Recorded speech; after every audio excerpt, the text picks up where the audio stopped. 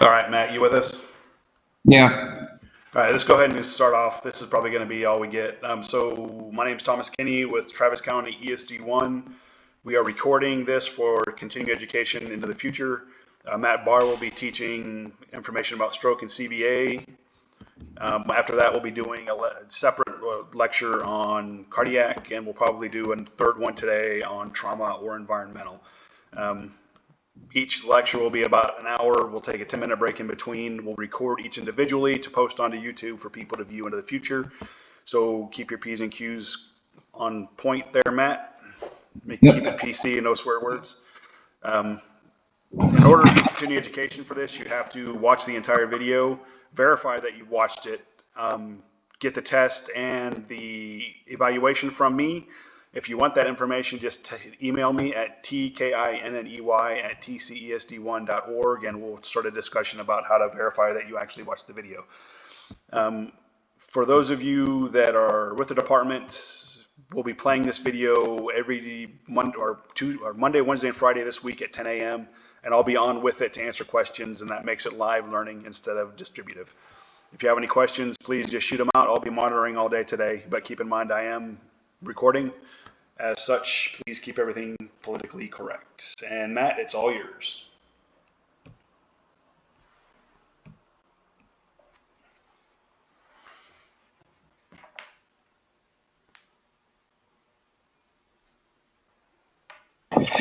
Okay. Sorry, I had to go grab another cup of coffee and a glass of water. Let me get my screen opened up real quick. All right, let me just double check, make sure everything's looking pretty on the screen. And then pin this up. All right. Hide. Okay. All right. So pretty much, obviously, what we're going to be covering today is strokes. So, what do you think? The thing I want you to think about is what causes a stroke or stroke-like symptoms. So, the first thing that we really need to be thinking about first is the cause of it. Is kind of what I want you to kind of be thinking about, kind of the anatomy and physiology of it, which we'll be going through today. Also, what we can do as pre-hospital providers in the field for that patient. And also, this is also going to cover just a little bit of community education because as paramedic providers, advanced EMT basics, whatever your certification level is, that's pretty much, you're going to be the face of, I don't want to say of the medical field, but of our profession, whether you are fire EMS or just EMS solely. But mainly you're going to be our advocate for our patients that we go to. We are still doing house calls, obviously. So that's the best way that we're going to be able to inform these people of early stroke-like symptoms. So that way they can recognize it, and obviously we can cut down on any sort of deficits, damage, prolonged hospital stays, etc. It really, whenever the biggest thing I preach about whenever I do teach is getting ahead of the curve, and that's the main thing that we can do is getting ahead of the curve is having early prevention and early education in order for us to not even have to go out to that house and have to face that, unfortunately, and the family side and all that stuff. So, anyways, moving on. So what we're going to be talking about is just the stroke chain of survival, discuss the brain's arterial blood supply, describe the major types of stroke. I also kind of want to cover heat stroke specifically. Now, I know that's kind of be more covered in depth in environmental emergencies, but just to kind of briefly go over it, explain the difference between a TIA and how it differs from a stroke, and then obviously the rapid identification, right? Difference between a hyperacute and acute phases of the stroke, describe the initial emergency care for acute ischemic stroke, compare elements of acute stroke care facilities in the United States, more specifically for ESD1. And again, if you're not within our department, I just want to say thank you for listening to me babble for the next hour.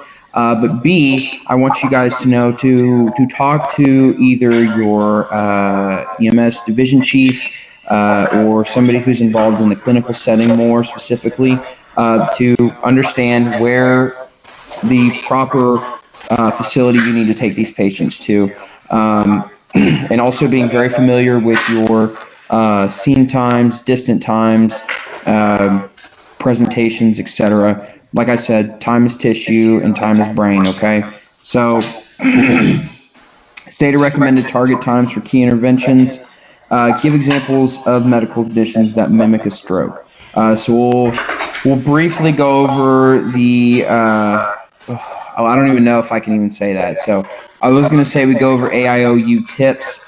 Just that's kind of the more altered mental status route. Again, more of a broader scope than what we're really going to be focusing on today. So I guess I'll be backing up my statement and saying go familiar with that and sort of rule everything out. So, stroke is the fourth leading cause of death in the United States. Heart disease, cancer, and chronic after heart disease, cancer, and chronic lower respiratory disease. Not only that, but the deficits that do happen from a severe stroke, most people are able to manage. I had a neighbor back at in a place I used to live that had a significant stroke and was completely. He had probably about 30% movement in his right leg, but mainly was wheelchair bound. Now, granted, that guy still moved like he still had 2 arms and 2 legs that never been affected by the stroke. But in our field, we have seen people who have been significantly affected by a stroke, bedbound. Next thing you know, they're getting septic from bed sores, improper home health care. Dirty diapers, pneumonia. I mean, it really causes a decline in the patient's all over condition. So they can become significantly emaciated, neglected, etc. So we just really don't want that, because I wouldn't want that done to me if I was in that case. And again, each year about 795,000 people. I think I said that right. I think I'm having a stroke right now. Yeah, 795,000 people in the United States experience a new or recurrent stroke. Just because somebody had one stroke doesn't mean they can't have another, and we'll go more in depth on that here in a second. So these are the 8 Ds of stroke chain of survival. Again, early detection. What did I just talk about at the beginning?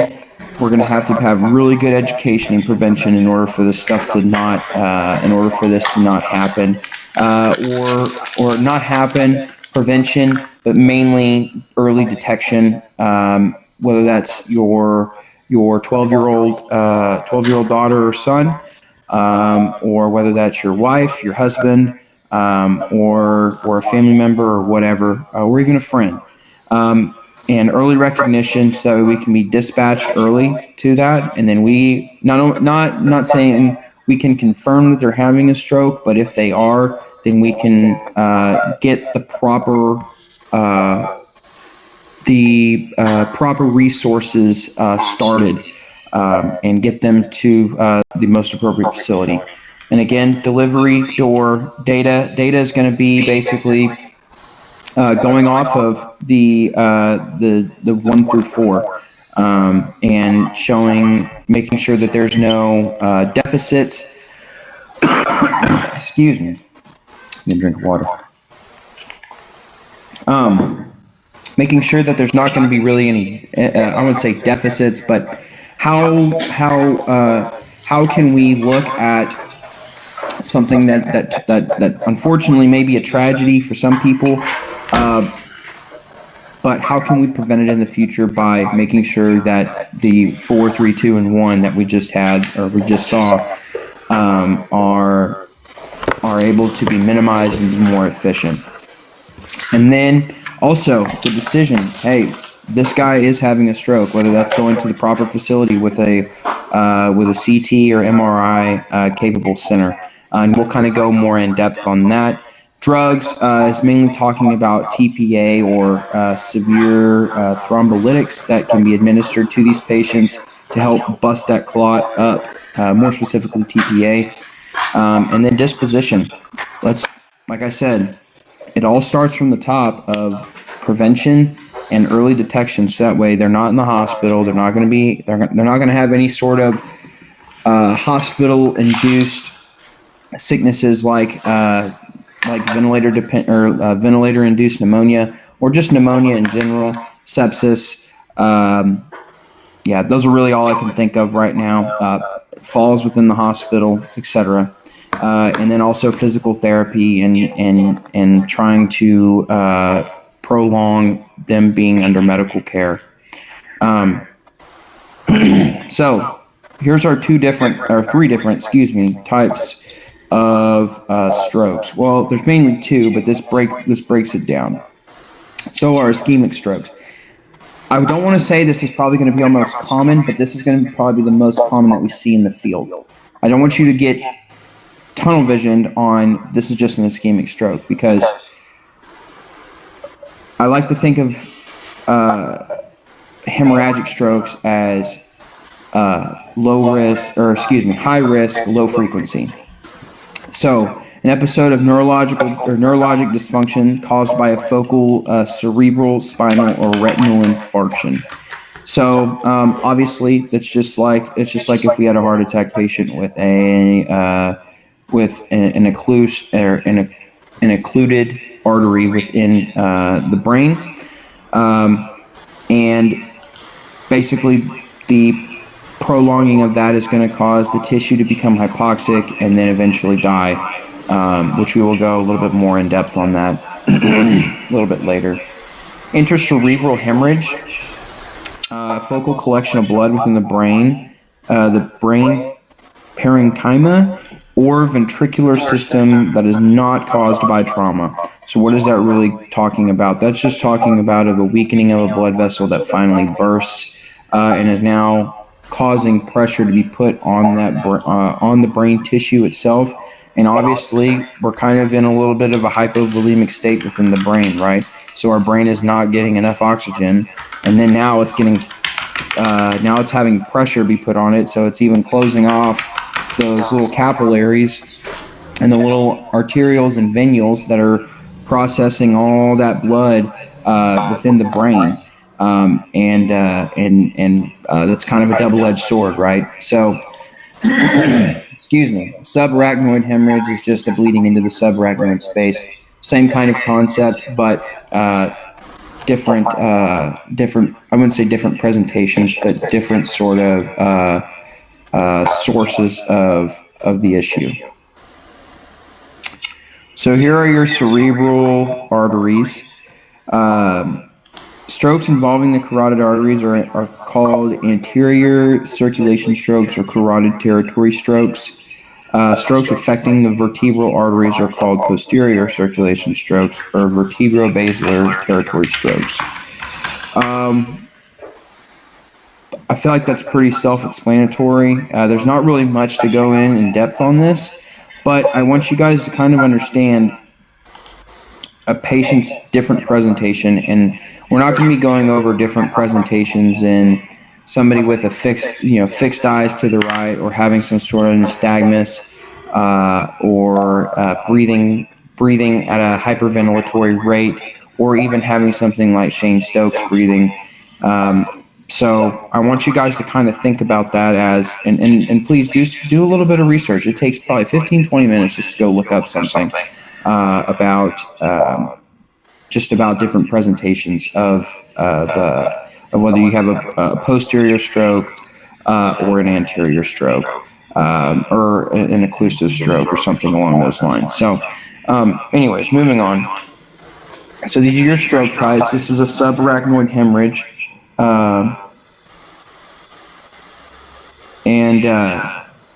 Subarachnoid hemorrhage is a blood in the subarachnoid space that may be a result of trauma or non-traumatic causes such as a ruptured cerebral aneurysm or an AV malformation. What's interesting is that an AV malformation is something that actually I believe is corrected within whenever kiddos are young, or they may not even know about it until people are actually older and they actually do have an AV malformation. What's funny is actually our district had a kid that had an AV malformation. Thankfully, the kid's okay. I did not run the call, but I know the paramedics that did. They did a phenomenal job on it. But this is something, again, high risk, low frequency, right? So again, 3% of all strokes are the result of a subarachnoid hemorrhage. So it's something that we're not going to really run into in the field. But whenever we do, we need to make sure that we see the presentation of it, and be able to get them to the most appropriate facility. Now, what I want you guys to kind of over here look is, again, there's a ruptured cerebral aneurysm, right? So we have an aneurysm, so weakening in the lining of the artery, or there's a ruptured blood vessel. So these both can be caused by trauma or atraumatic. Ruptured blood vessels aneurysms can be caused by even something as a person picking up something too heavy. Weightlifters, our geriatric population, even people that have an aneurysm within their brain that they may not even know about. And then obviously a ruptured blood vessel is going to be, I would say, more of the traumatic sense. Now, granted, in those cases, you may not even know that they're having a subarachnoid hemorrhage, but again, that goes back to your good patient assessment. Doing a DCAP BTLS all the way down from head to toe, looking at the ears, eyes, nose, and throat, seeing how they're talking, how they're maintaining, etc. Granted, are we going to treat these patients any differently in a traumatic sense rather than an atraumatic sense? Probably not, but it's going to kind of define, obviously in a traumatic sense, we're going to take them to a trauma center rather than a comprehensive stroke center. But again, just something just to think about, something to kind of keep in the back of your mind whenever you are dealing with these types of patients. So let me just check, make sure. Okay, cool. Excellent.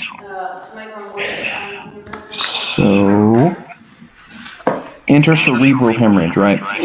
So, 10% of all of our strokes are as a result of intracerebral hemorrhage.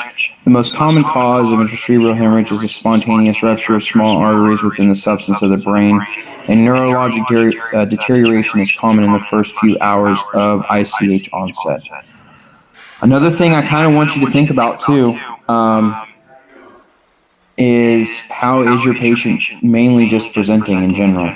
So, hey, I found Mima on the floor 4 hours ago, and now she's talking weird. She's still on the floor. We just walked in. I saw her at 7 a.m. this morning whenever I left for work. I came back for lunch, and she's fallen on the on the ground, and now she's talking weird and is combative or unresponsive. This is something to kind of be thinking about. Also, even if you have patients who are bearing down on the toilet for going to the bathroom, again, picking up heavy things, anything that's going to cause significant vasoconstriction within the brain and possibly pop the aneurysm or a weakened blood vessel or whatever, they're going to present significantly different, maybe even combative, altered, obviously. Again, treat the patients the same, get them to the hospital quickly, take them to the most appropriate facility. Our ischemic strokes are going to be obviously our most common type of stroke, right? That's what we just sort of discussed. The middle cerebral artery is the blood vessel that's most often involved. Also, we're going to kind of go over large vein occlusion and the Van stroke scale. I'll be honest with you. I'm not as familiar with it as I am with the Cincinnati stroke scale, but after watching some videos on it, kind of getting familiar with it, it does sort of help to be in the to have some sort of familiarity with it. Again, there's a thrombotic and an embolic type of ischemic stroke, right? So an embolus is obviously going to be something from mainly a DVT or some sort of maybe emboli that didn't make it into the lungs and now makes it into the brain. These are going to be patients we look for who smoke, who are on birth control, who have a history of hypercoagulopathy,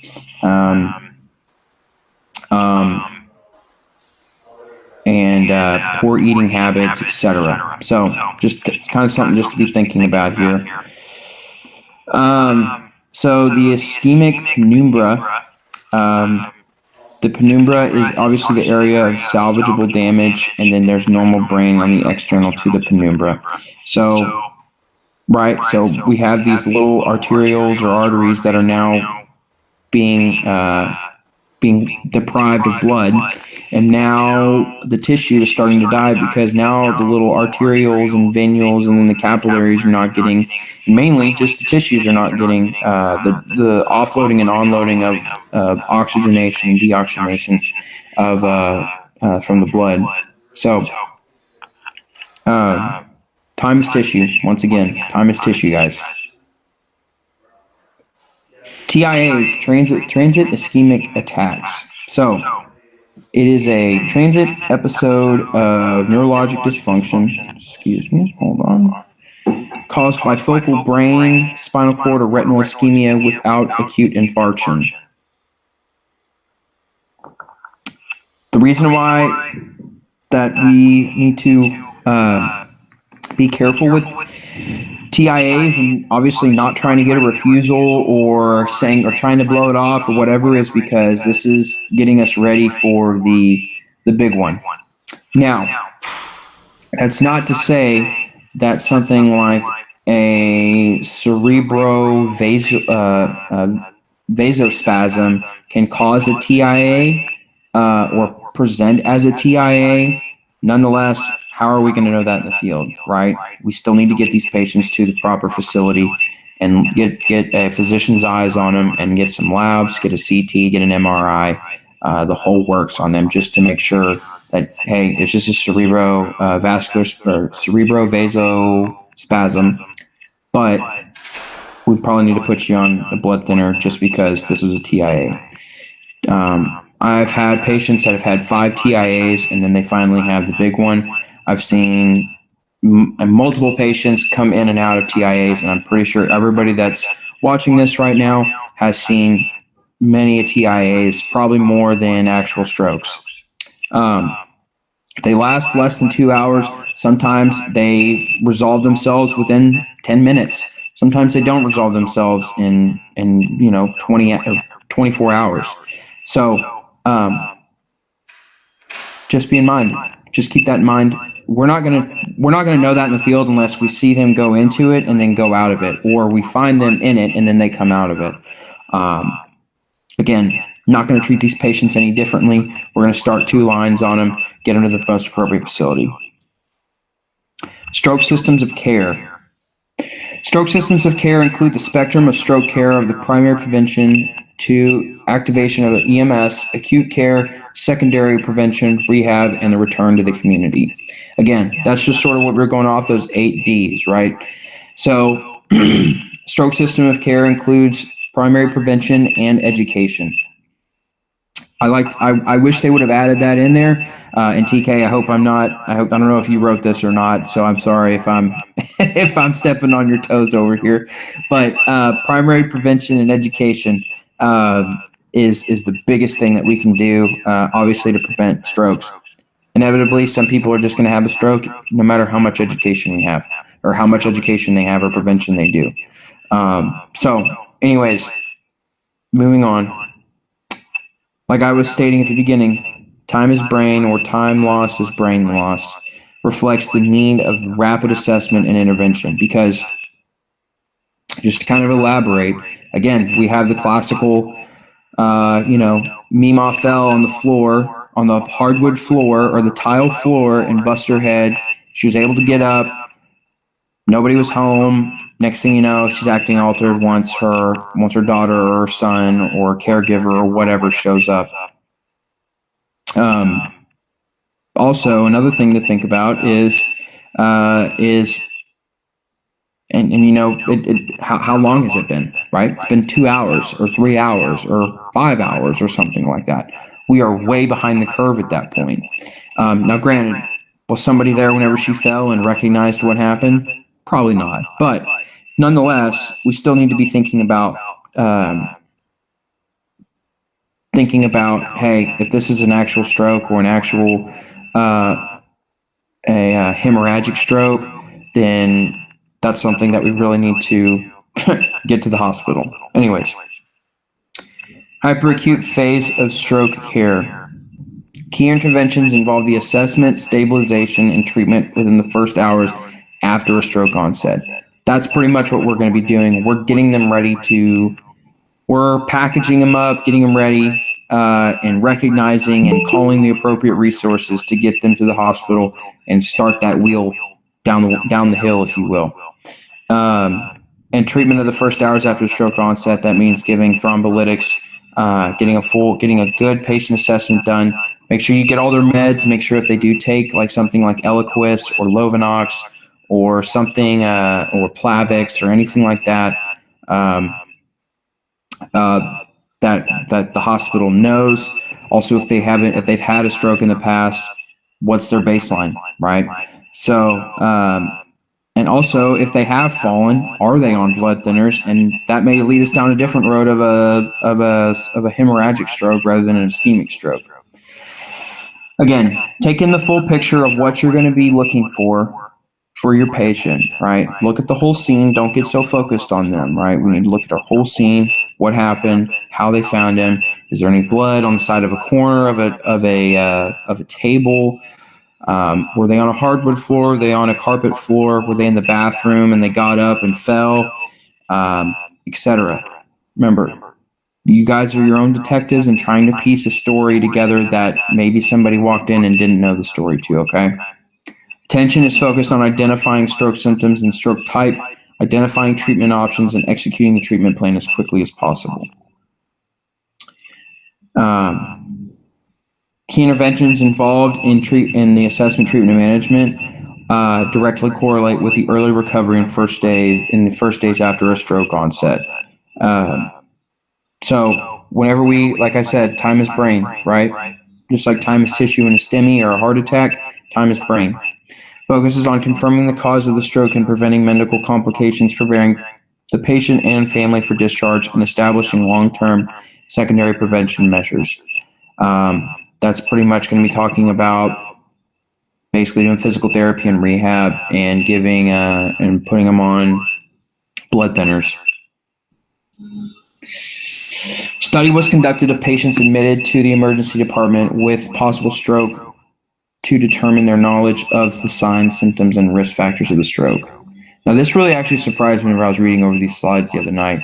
Of the patients who were able to respond, 39% did not know a single sign or symptom, and 43% did not know a single risk factor.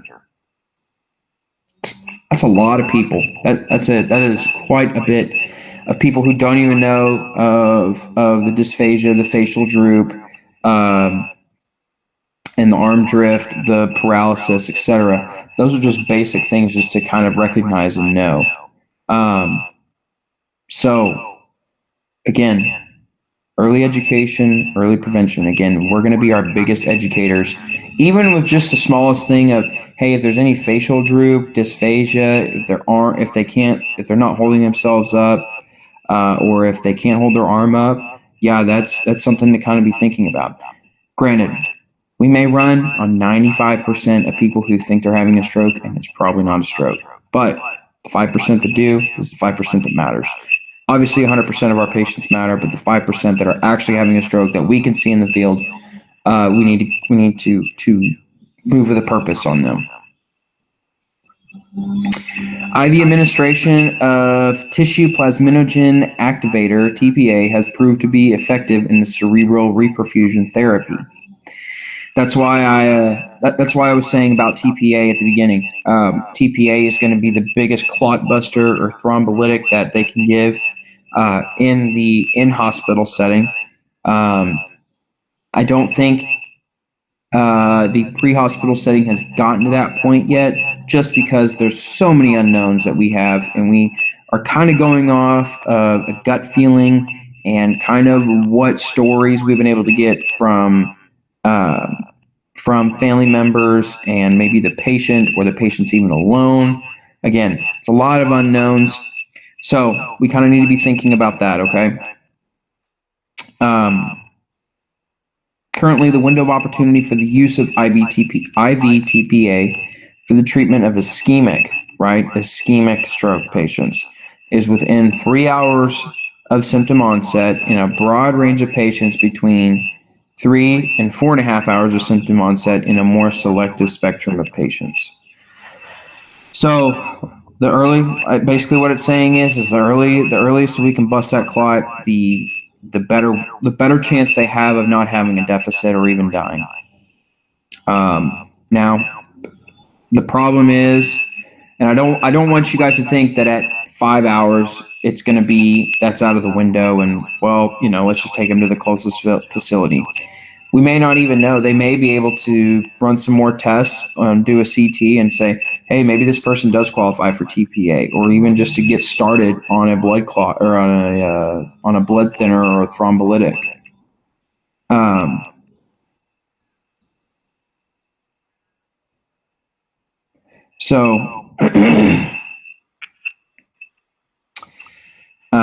Delaying in seeking treatment is a common reason for ineligibility for TPA. Again, goes back to public education. Early onset or early recognition of the symptoms and signs are going to be is going to be the best way for us to be able to go and pick this patient up and get him to the hospital. Main causes for delayed patient presentation to an emergency department is included the lack of patient and public awareness of stroke signs and symptoms, the urgency of immediate care, and the need to call 911 for EMS activation. Another thing too to kind of think about is our patients are maybe also in denial that they're having a stroke or having some sort of stroke. Or they may not even be having a stroke. But the main thing is they may just not even know what's going on, and so we may be dispatched out for an unknown medical, and next thing you know, it's a stroke, or a diabetic emergency, and they're having a stroke, or it's a stroke and they're having or it's just a stroke and it's a stroke. So again, what our dispatching is what they're dispatching it as may not be what it is. So go in with an open mind, and don't look at it as this is ridiculous, this is stupid. So make sure that what we're going in with an open mind, because we may miss something. EMS plays a critical role in optimizing stroke care, right? We're packaging them up and getting them ready to get that ball rolling. Advanced notification of the stroke patient arrival by EMS personnel shortens the time to be seen for initial evaluation by an emergency physician, and shortens the time to brain imaging, and increases the use of IVTPA. Again, getting the ball rolling, recognizing, hey, I've got a 57-year-old male patient who has right-sided weakness, has right facial droop and dysphagia, and we're calling a stroke alert. We'll be there in 5 minutes. That's going to get a room completely cleared for them, get them inside, register them quickly, do a quick stroke assessment scale, and get them rolling into CT. And then that way they can get their TPA checklist going of, okay, they meet this. All right, these people qualify, or this person qualifies, we can give them TPA. Use a validated stroke screening algorithm for the pre-hospital setting. The Cincinnati Stroke Scale is something that I'm pretty sure everybody here is familiar with. There's also the Los Angeles pre-hospital stroke screen. I'm not as familiar with it, but if you would like to look at it, I would say do that on your off time. We're pretty much going to kind of be covering over the van stroke scale and the Cincinnati stroke scale. After identifying a stroke patient using the validated screening form, use a validated stroke severity scales developed specifically for pre-hospital use. The Los Angeles. Oh, okay. That's just them quoting it. Our treatment for these patients is not going to be different, but the same for our for anything that we go into altered mental status wise, right? ABCs. Excuse me. I'm sorry.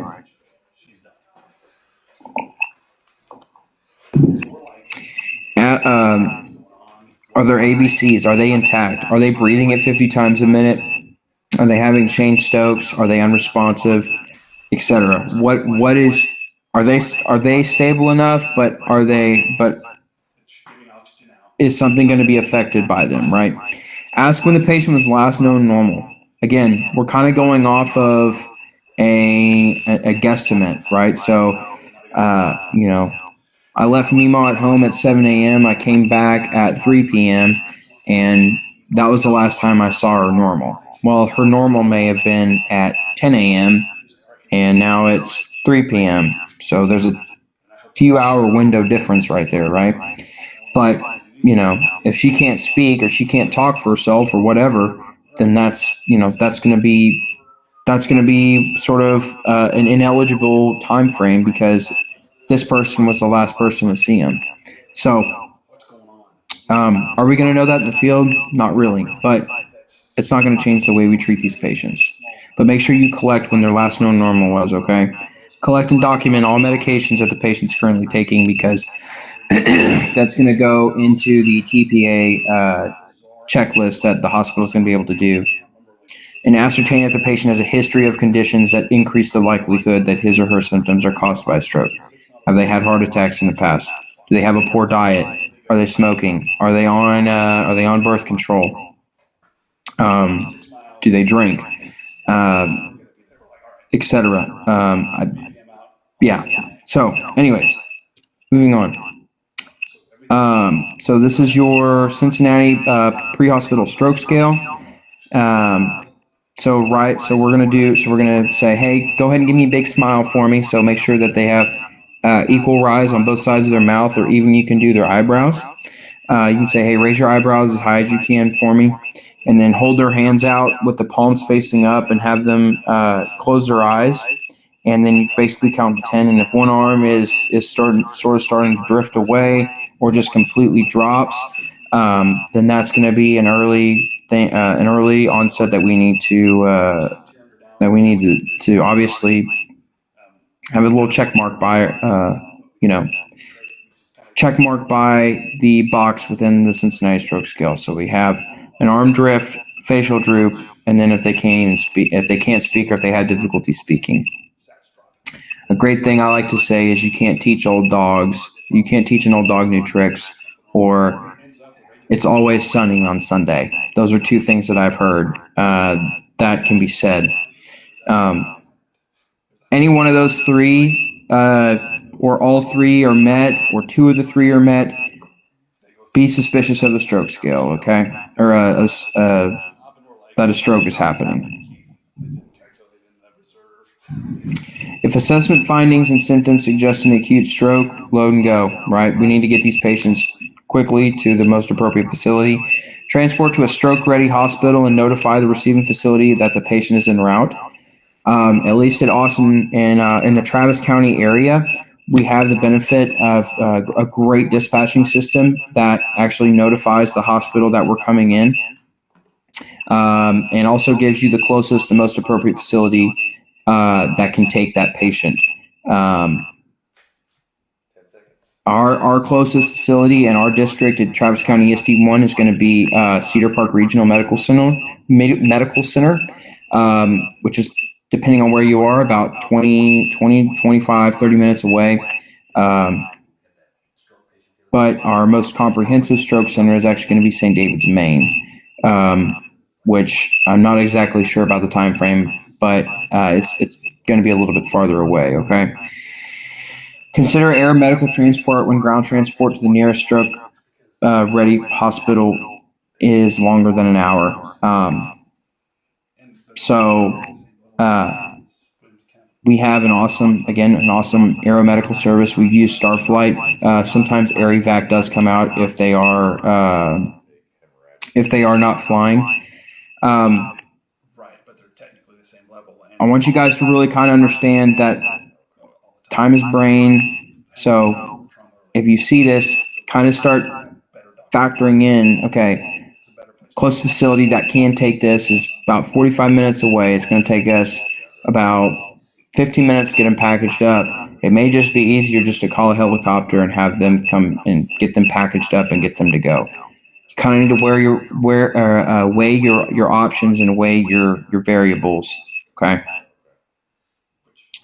Perform a secondary survey during transport. See if they're staying in those stroke-like symptoms, or if they've come out of it. Make sure they're not hypoxic. Okay. Put a cardiac monitor on them. Make sure that there's no dysrhythmias or anything like that if you're able to. Make sure your oxygen saturation is above 94%. Put them on a little bit of oxygen, preferably a non-rebreather or a nasal cannula, high flow, depending on their oxygen saturations. This also says establish IV access. If this is a confirmed stroke, what I want you guys to do, I want you guys to try and get 2 IVs, specifically large bore. That's anything 18 gauge or greater. If you can only get a 20 gauge, go with the 20 gauge, but at least try and get 1 large bore IV. That's going to help have one less thing that hospital needs to do, and check one more thing off the TPA checklist, because if they start sticking somebody after they've already given TPA, you've already got an 18 gauge in the left AC and they need another one, they're going to bleed significantly, and it's just not conducive. Okay, it's not going to be conducive to patient care and patient outcome. Okay. Before you call a stroke alert, make sure you get a blood glucose. I cannot stress this enough. I had a patient last night who was presenting as a stroke, who was altered, had a positive stroke scale, and I checked her sugar and it was in the 40s. Gave her a little bit of sugar. She came right out of it. Okay. Something to really think about and understand, that this is the number one, I would say, probably most common thing that people forget to do, which is totally understandable because it's kind of a hectic situation. You're thinking stroke, you're trying to factor in all these things. Take a deep breath, get a sugar, have your partner get a sugar, or the engine company or whatever get a sugar real quick before you bounce, okay, to your hospital. And also, the hospital is going to want to know what the sugar is as well, because they don't want to activate everybody if the sugar is either hyper or hypoglycemic. And do not delay transport to perform these procedures. Again, time is brain. The patient is not hypoxic and can tolerate it. A supine position is recommended for these patients. Elevate their head. Elevate their head 15 to 30 degrees if the patient is at risk for airway obstruction or aspiration, or if increased ICP is suspected. Hopefully you don't need to intubate those patients if they are at risk of airway obstruction or aspiration. Try and suction their airway out. Try and not intubate them is what I'm trying to say. Monitor the vital signs at least every 15 minutes and more frequently if any vital sign is abnormal. I would say 15 minutes is kind of long for a critical patient who is a confirmed stroke or a suspected stroke. I would go with probably about 5 minutes. I would say about 5 to 7 minutes that you need to be reevaluating your patient. Excuse me. Stroke centers. Yeah, just straight up. Yeah. Acute stroke care in the United States consists of a tier system of hospitals. So we have non-stroke hospitals acute stroke ready hospitals, primary stroke centers, and comprehensive stroke centers, excuse me. Non-stroke hospitals, that's really going to be more of your, what I like to refer to as your Band-Aid stations, something like an urgent care, a itty-bitty critical access hospital. And what I mean by that is like there's a hospital out in Lampasas, more specifically, that is what's the address on that has about 5 or 6 beds in the ER, and that's really about it. So kind of be thinking about, do I really need to be taking a stroke patient to this little hospital? Probably not, right? I mean, then we have our acute stroke ready hospitals. So these are your probably your like level 4 hospitals that Yes, sir. can't that can get them ready and kind of be able to maybe get a quick CT of them and get them started on some sort of thrombolytic, maybe not TPA, but can get them packaged up and get them started on some sort of blood thinner or thrombolytic, and then transfer them out to a primary or comprehensive stroke center. Primary stroke centers are going to have, they're going to be stroke capable. Obviously, they're going to have your CT, they're going to have the TPA ready, and they're going to have a stroke team that's on call or there 24/7. That has a that's what I'm looking for. That has a specialty that, like, the nurses and the doctors have specialty in treating these strokes. This is mainly going to be for your ischemic strokes, but your comprehensive stroke centers. Jesus, I'm having a stroke over here every time I say that. Is going to be more of for your hemorrhagic strokes, and possibly a large vein occlusion is probably where these people are going to go. Again, if you're not with Travis County ESD1, talk with somebody who is within the clinical side, and even try and get in contact with your hospitals to see who is going to be your closest facility that's going to be that's going to have the capabilities that you can take these patients to. And the reason why I say that you may have to be ground pounding these patients all the way to St. David's, Maine, or Cedar Park, and you can't fly them, because there will be times whenever it's too cloudy, like it is out today, for somebody to fly, or it's too windy, or there's snow, or there's ice, or it's raining, or there's a hospital diversion or whatever, and there may be a chance that you have to take this patient to a different facility. So I want you guys to think, I don't want you to think, I'll just call a helicopter and it'll all be fine, because sometimes a helicopter can't come, and sometimes you're it. So just to kind of think about that, okay? Acute stroke teams are a key element for delivery of stroke care within the stroke center. It's sort of what I was talking about the specialized stroke care teams, nurses, doctors, etc. They're responsible for responding to patients with an acute stroke and initiating diagnostic testing and immediate care. This is sort of their stroke target times. Again, different hospitals are going to have their different stroke times, depending on if they're trying to earn some sort of award, certification, or just to be more efficient. Door to physician evaluation time, door to stroke team notification. So again, early recognition and physician evaluation are pretty close, right? Door to brain CT completion and CT interpretation are pretty close as well. I don't know. And then we have our drug and intervention times. That's why I was saying we can knock a lot of these check boxes off by early recognition, 2 IV access, getting a sugar, and getting their medications, their history, etc. This can really curve this time down to, I would even say, close to 30 minutes to an hour can cut off that much amount of time. Pretty sure that's on my price range. Just a second. Be familiar with both typical and unusual stroke presentations. Ensure that the patient has a secure airway, adequate breathing. Assess your vital signs. Make sure, see if they're hypertensive or hypotensive. What's their breathing like? Is it fast? Is it slow? Is it intermittent? Does it accelerate up and then go complete apneic, etc.? Give oxygen if needed to maintain an oxygen saturation above 94%.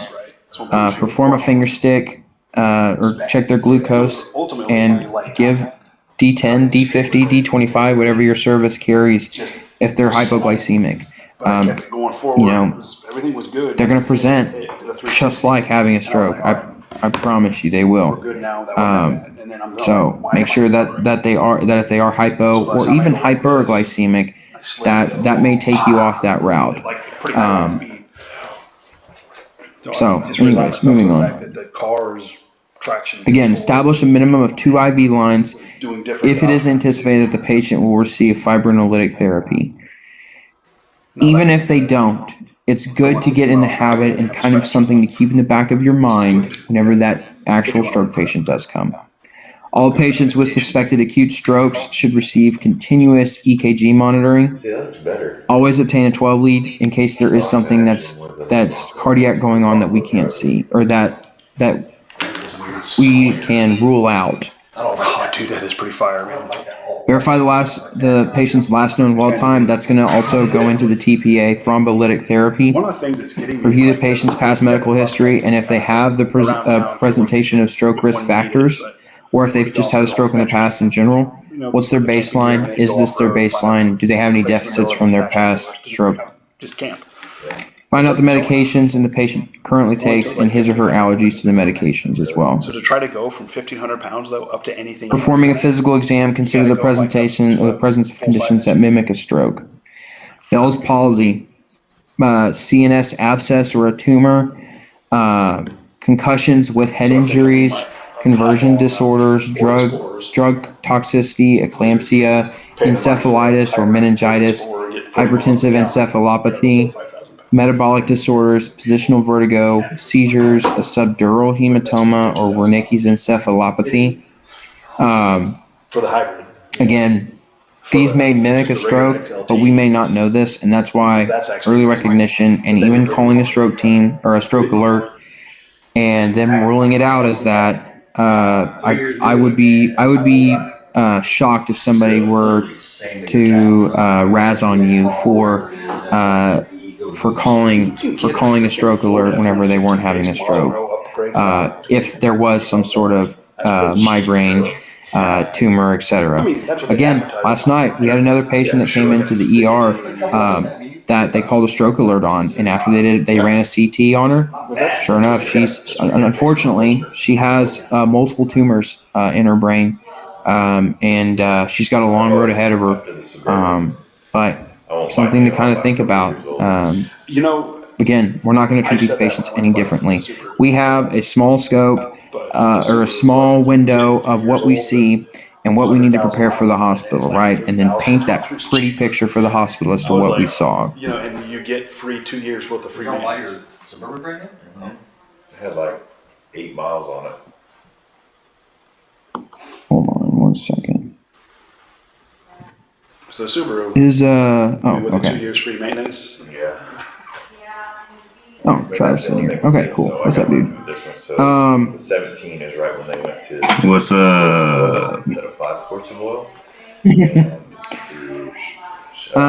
Lab studies for suspected strokes. Activated partial thromboplastin time cardiac biomarkers. Their troponin is preferred. They're going to probably do a full CBC. If you do have the capabilities of drawing labs, the hospital and the ER will love you for it. Again, we're trying to get that ball rolling as far as we can without them having to go through the hospital red tape of putting in orders, acting the orders, waiting for the labs to be pushed, drawn, etc. So again, something to kind of think about whenever whenever you're taking that patient to the hospital. Which, by the way, I'm going to a great thing that I was listening to a podcast the other day. They had talked about the podcast was talking about, he's a wildland oh, conservationist. well, we don't need to give fluids to this patient because they're kind of in the permissive hypotensive state, or yeah, we probably don't need to draw labs on them because the hospital's going to do it anyways. And an automatic release. Well, yeah, but you don't know what the condition of the hospital is right now. They could have 4 other patients, and then you just dropped a stroke alert on them, right? So let's do our jobs and let's help out the ER and the nurses as much as possible to have them have one less thing that they can do. So once they're done with their 4 non-critical patients, they don't have to start over where you didn't want to pick up on drawing labs, getting the 2 IVs, getting a sugar, getting a good history from them, etc. Prothrombin time and international normalized ratio, renal function test, serum electrolytes, and serum glucose. Again, kind of something just kind of be thinking about. We're not going to be It's a regular, it looks like. doing this at ESD1 since we don't have blood draw capabilities or lab interpretation capabilities. I would honestly say that's kind of, I wouldn't say not up to us, but that's something that really should be more for the critical care aspect and the in-hospital aspect. Brain imaging, non-contrast CT or brain MRI scans should be obtained for all patients with suspected acute ischemic strokes to confirm or exclude the presence of a cerebral hemorrhage. Non-contrast CTs are going to be more your most common, are going to be more common in your primary stroke centers. The MRI scan is going to be where they drink this nasty contrast, and then or they TK. I don't know if you can chime in on this or not, but pretty sure they'll also just give a contrast through intravenously in order for them. I guess they wouldn't drink it if they're having an actual stroke, so probably through the IV more than anything is when they would get this contrast for their MRI. To be able to see, obviously, if one of the little cerebral arteries is not getting is not popping up on that contrast. Brain imaging should be completed within 25 minutes and interpreted within 45 minutes of ED arrival. The AHA has probably a criteria, and I don't know if this is in line with it or not. But again, your hospital's probably going to have either a shorter or a longer time, depending on the hospital's protocols or policies. IV fibrinolysis. Fibrinolytic therapy with IV TPA is recommended for selected patients who may be treated within 3 hours of onset or of onset of ischemic stroke. Again, they need to verify that they are having an ischemic stroke and not a hemorrhagic stroke, because if you give a clot buster for somebody who's having a hemorrhagic stroke, it's kind of defeating the purpose of trying to stop the bleeding, because you're going to increase the bleeding. So, AHA recommends that physicians review current inclusion and exclusion criteria to determine patient eligibility. Again, something that we're not really going to know in the field if they're having a ischemic or a hemorrhagic stroke. Again, ischemic strokes are our most common thing we're going to run into. But again, look at the full picture for your hemorrhagic strokes. Did they fall? Are they on blood thinners? Do they have a history of an AVM, an arterial venous malformation, etc.? Again, continuing on, IV TPA is recommended for administration to a select group of eligible patients who present within a 3 to 4.5 hour window after the onset of acute stroke symptoms. The eligibility criteria for treatment in this time frame are similar to those for patients treated within 3 hours of symptom onset with additional exclusion criteria.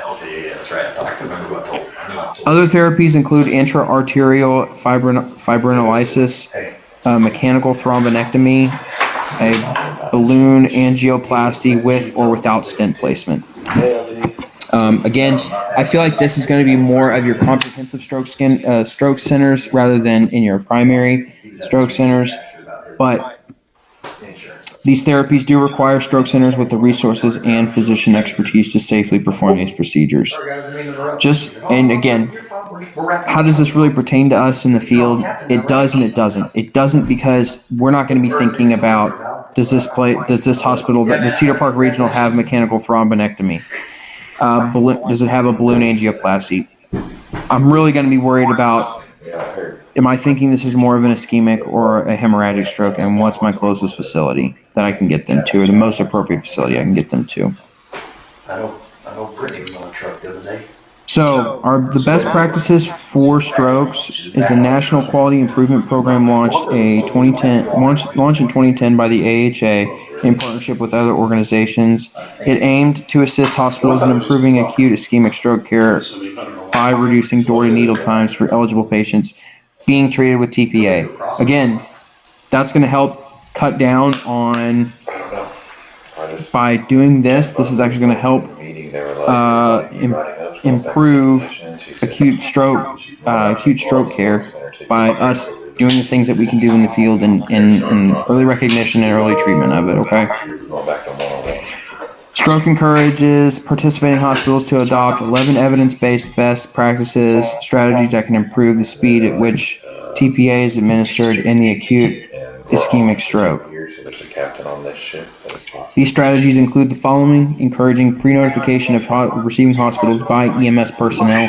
That's going to be our biggest factor, as well as getting those skills done on them. Using stroke-specific order sets, guidelines, and stroke tools. Using a rapid triage protocol to aid in the prompt recognition of stroke, and activating the entire stroke team with a single call or page, including notification to ensure prompt availability of the CT or MRI scanner. I know that at my second service that I work for, we do have a CT, but they're only open 8 to 5 Monday through Friday. So again, another factor to kind of think about, right? Anyways, moving on. Stay out of it and let Stengel decide what the criteria is. These strategies include the following when appropriate: transferring eligible stroke patients from the emergency department triage area directly to CT MRI for the initial neurologic exam and brain imaging. Again, time is brain, time is brain, time is brain.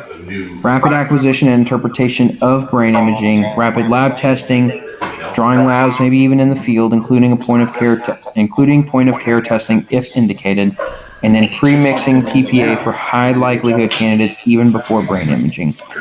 That's why hospitals have a checklist. If you've never brought in a stroke patient before or seen them actually deal with a stroke patient and mixing TPA, TPA is super expensive, and they want to make sure that if they're mixing it, that they're going to be giving it to the proper patient or to the appropriate patient, right? These strategies include the following: prompt administration of IB-TPA to eligible patients, using a stroke team-based approach, providing prompt and rapid feedback to the stroke team with regard to performance. And that really wraps it up. Does anybody have any questions or anything I can attempt to answer? I suspected that if things kept going.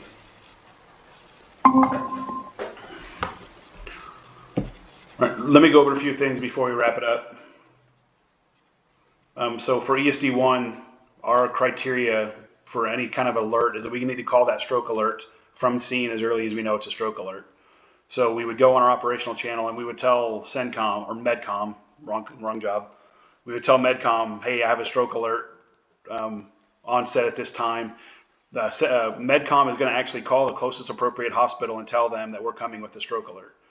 And are you going to give us that information? So is what that happens, that starts a cascade of things that are tracked and times, and that goes all the way through to the state. So when we get to the hospital, door-to-door times and alert to door times and all that is tracked.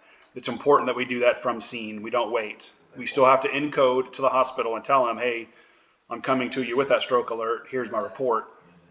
And again, it's better to do that for as far out as you can.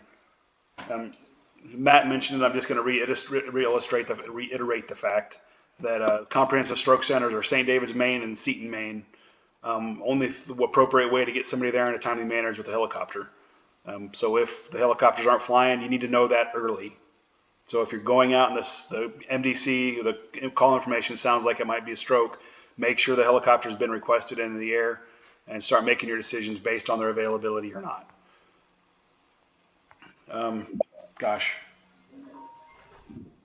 For paperwork, when we do any kind of alert, but since we're talking about strokes, our chart has to say when we alerted MedCom, when we arrived at the hospital, we have to have those the Cincinnati stroke scale and our large vessel occlusion scale, VAN scale, or BFAST, or whatever we use. Those have to be documented accurately and at a time, and we have to document when we call it up. So our chart reflects the time, and Mission Lifeline is through AHA. They track all that. We've been slowly trying to work our way to meeting those criteria. Seems like there was 10 other things. Always do your dang blood sugar. We've been missing those a lot. Make sure you do a good blood sugar. Make sure it's documented under your flow chart so we can track it. TK, could I just jump in as well? So also, whenever you are contacting MedCom, make sure you give them an age, last known well, and then your blood sugar. Just reiterating that too. Yeah. Perfect. Matt, you got anything else, or does that wrap it up? I was gonna kind of go over. I just made this brief. I guess we could go over the protocol real quick. Yeah, do it. It's all yours, man. Okay, cool. And then I will be done. I promise. Oh, that's what I needed. Nope.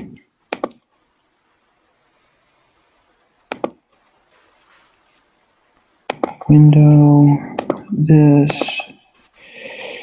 All right. So this is from our protocols, the updated protocols from 5/1 of 2020. Again, we're going to start over here with our initial therapy, refer to our patient assessment section. Again, doing a good patient assessment, what's going on, why is this happening, etc. The who, what, where, what, and why.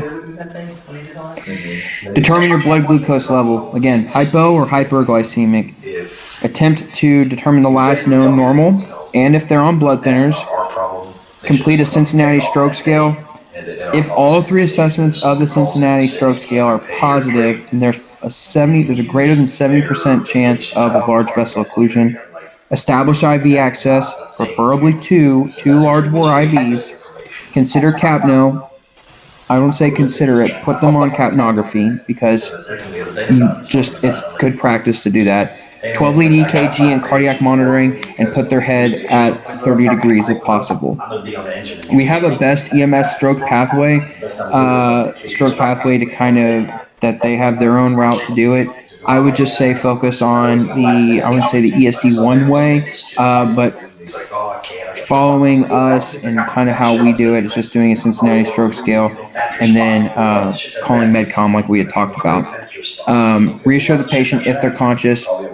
Just because the patient is not talking back to you or is looking weird or whatever doesn't mean you can't talk to them and try and comfort them. If there's family on scene, tell them briefly and in a very appropriate way that they're having that we think that they're having a stroke and that we need to get them to the hospital quickly. Also inform the patient inform the family where you're going to be going. Okay. Reassure the patient if they're conscious. Carefully monitor and document changes. Again, are they going into it and are they staying in that stroke-like symptoms, or they go into it and come back out of it? For their ischemic stroke patients, again, check their blood pressure. The cardiac monitor can give you false readings, but if you need to, do a manual, right? If their blood pressure is greater than 210/120 on two consecutive measurements, consider giving them labetalol. Again, are we going to know if it's hemorrhagic or ischemic? More than likely it's going to be ischemic, but taking a good patient assessment, looking around and seeing what the scene is showing is going to determine that whether that patient needs to get labetalol or not. 5 to 20 slow IV push. Maybe if you need to, you may need to double the initial dose after 10 minutes. We're trying to get them within about a 185 to 110 blood pressure, okay? This also talks about thunderclap headaches. I've never really had any sort of run-in with those. And TK, if you have anything, or Garrison or Chief, if you have anything to chime in on that, you may need to double the dose to give them labetalol to kind of help drop that pressure a little bit. And again, if their airway's not intact and we and if their stroke, the stroke that they're having is going to affect their airway, then we need to intubate these people. Okay. And then that water problems. should be about it. That's all I've got. One of the water tanks was leaking.